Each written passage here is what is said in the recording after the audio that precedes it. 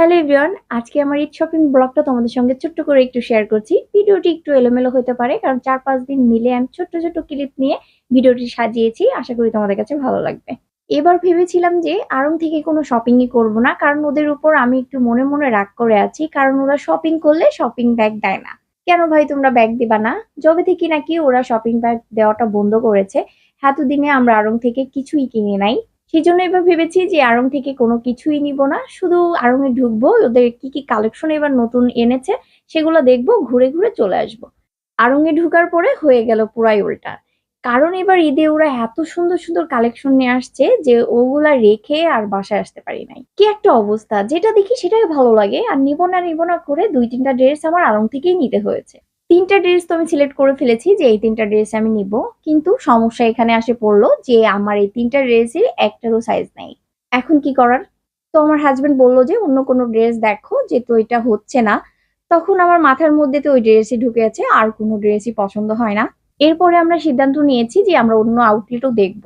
ফার্স্টে আমরা যে আউটলেটে ড্রেসগুলো দেখেছিলাম সেটা ছিল বসুন্ধরা সিটিতে। তারপরে আমরা গিয়েছিলাম লালমাটিয়াতে। লালমাটিয়াতে এই জন্য গিয়েছিলাম কারণ ওইখানে কালেকশন গুলো সবসময় একটু ভালো থাকে।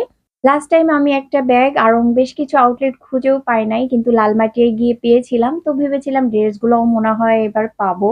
তো লালমাটিয়ায় ঢুকতেই দেখি এত ক্রাউড, এত পরিমাণ ভিড় ছিল যে একটু পা ফেলানোর জায়গা ছিল না। আর আমার ওই ৩টা ড্রেসের একটা ড্রেসও অ্যাভেলেবেল ছিল না। কি করার আর? এখানে বেশি সময় স্টে না করে আমরা চলে গেলাম গুলশান আউটলেটে। এইখানে এসেও একই অবস্থা, ড্রেসগুলো অ্যাভেলেবেল ছিল না। এরপরে আমরা চলে গেলাম যমুনা ফিউচার পার্কে। যমুনাতে এসে এখানে ২টা ড্রেস অ্যাভেলেবেল ছিল, কিন্তু সাইজ ছিল না। এখন আর কি করার? ভাবলাম যে কাছে কোথাও আউটলেট আছে কিনা, সেখানে যাওয়া যায় কিনা। তারপরে আমরা লাস্টে গিয়েছিলাম বনানীতে। বনানী আউটলেটে ঢুকেই পুরাই অবাক, কারণ দেখে মনে হচ্ছিল না যে এটা ঈদের বাজার ছিল। একটুও ক্রাউড ছিল না। অন্য সব আউটলেটে যেরকম ভিড় ছিল এখানে একদমই ভিড় ছিল না। স্বাভাবিক যেরকম সবসময় থাকে সেরকমই ছিল। এখানে এসে তো আমি মহা খুশি, কারণ আমার প্রতিটা ড্রেস গুলাই আমি পেয়ে গিয়েছি, সঙ্গে ড্রেসের সাইজ গুলাও অ্যাভেলেবেল ছিল। সব থেকে যেটা ভালো লেগেছে, অন্য সব আউটলেটে গিয়ে যখন ড্রেস ট্রায়াল দিতে হয় তখন লম্বা লাইনে দাঁড়িয়ে থাকতে হয়, আধা ঘন্টা পরে দাঁড়িয়ে থেকে তারপরে ড্রেস ট্রায়াল দিতে হয়। আর এই জায়গায় ট্রায়াল রুমে কোনো লাইনই ছিল না, তোমাদের ইচ্ছা মতো আধা ঘন্টা ধরে সময় নিয়ে তোমরা ড্রেস গুলা ট্রায়াল দিতে পারো। আর নখ দিয়ে গোতায়ে ডিস্টার্ব করার মতো কেউ ছিল না।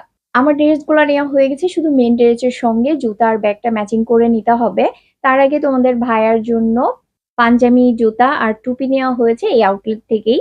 আমরা যে শুধু আড়ংয়েই ঘুরেছি সেটা নয়, আমরা অন্য সব ব্র্যান্ডেও গিয়েছি। আচ্ছা, ঈদের ড্রেস নাকি ঈদের আগে দেখলে পূরণ হয়ে যায়, এরকম মন মানসিকতা কিন্তু আমারও ছোটবেলায় ছিল। সবাই দেখি আড়ং ঈদ শপিং শেয়ার করছে, তো আমিও দেখি তোমাদের সঙ্গে আমি আড়ং থেকে কি কি শপিং করেছি সেগুলা তোমাদের সঙ্গে শেয়ার করে দিব। আজকের দেরি না করে ভিডিওটি কেমন হয়েছে অবশ্যই কমেন্ট করে জানিও। তোমরা সবাই ভালো থেকো, সুস্থ থেকো। ভিডিওটি দেখার জন্য সবাইকে অসংখ্য ধন্যবাদ। আল্লাহ হাফিজ। এই যে এখান থেকেও তো